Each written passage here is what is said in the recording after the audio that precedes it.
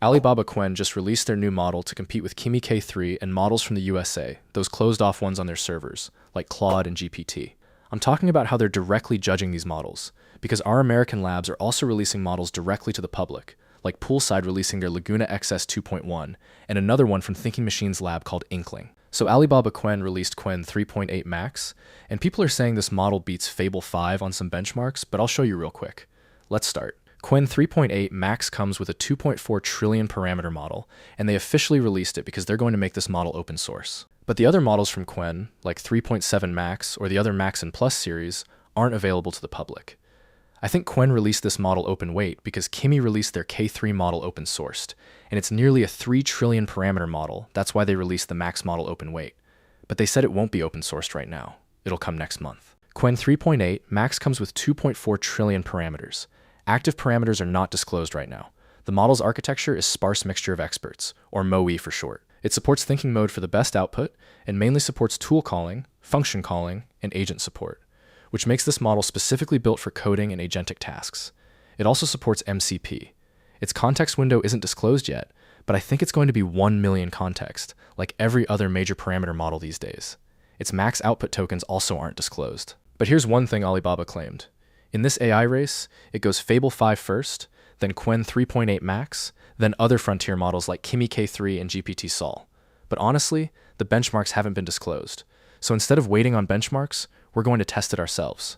So let's not waste time and get started. Want to try it yourself? Just go to the link in the description to try the model for free and unlimited. First, we're going to test the model on a landing page test. So without wasting any more time, let's give it the prompt and see the output.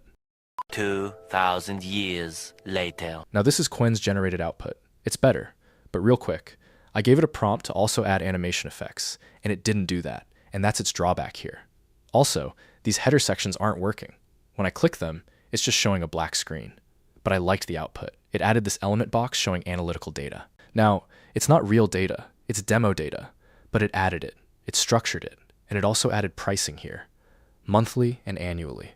Now, I gave the same prompt to Opus 4.8 without Fable 5 because I don't have access to that.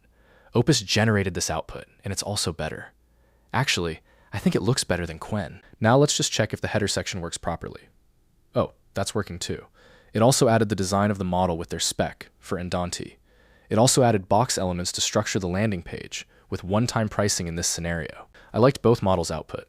I'll drop the prompt in the description so you can check it out yourself and test model capabilities for web landing pages or front-end development. So personally, in my opinion, it can't beat Opus 4.8 and also can't beat Fable 5 when it comes to coding tasks and agentic work. And one thing to know, these closed models are being trained on real data constantly on their servers, but these open models aren't. You already know that. Personally, I think this model is better for this specific task, but in the future, we'll test them on another test too, if you want. So just comment down your opinion and subscribe for more. I'll see you in the next one. Until then, bye-bye.